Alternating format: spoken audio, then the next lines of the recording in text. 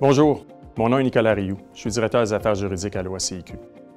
Les transactions commerciales sont de plus en plus complexes et font appel à des connaissances techniques, légales et financières qui dépassent souvent les compétences d'une seule personne. Saviez-vous que votre devoir de conseil implique parfois que vous alliez plus loin en référant à d'autres professionnels?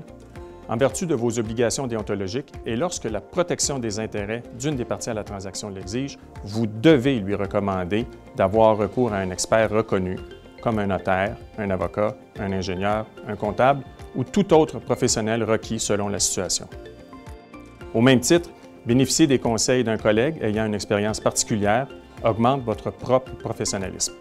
Par exemple, si vous détenez un permis de plein exercice, mais que vous exercez majoritairement en courtage résidentiel, il est possible que vous deviez faire appel à un collègue plus expérimenté lorsque vient le temps de conclure une transaction commerciale.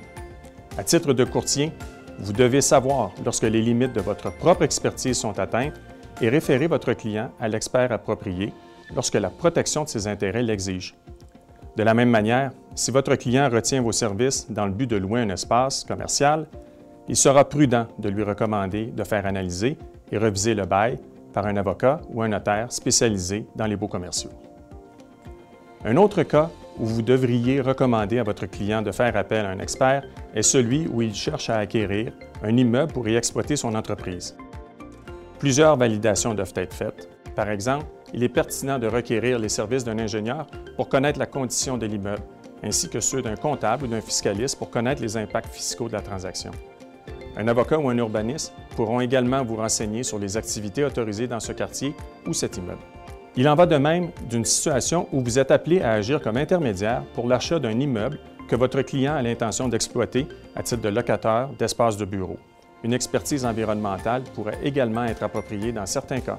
Il est primordial de vous rappeler qu'en tout temps, dans l'exercice de vos activités, vous devez tenir compte de vos attitudes, les limites de vos connaissances et des moyens dont vous disposez. Vous ne devez pas agir hors de votre champ de compétences sans obtenir l'aide nécessaire, que ce soit un expert ou un collègue possédant l'expertise recherchée. N'hésitez pas à faire appel à votre réseau lorsque requis. Votre rigueur et votre rôle de conseil demeurent une plus-value à offrir à votre clientèle. Merci et à la prochaine.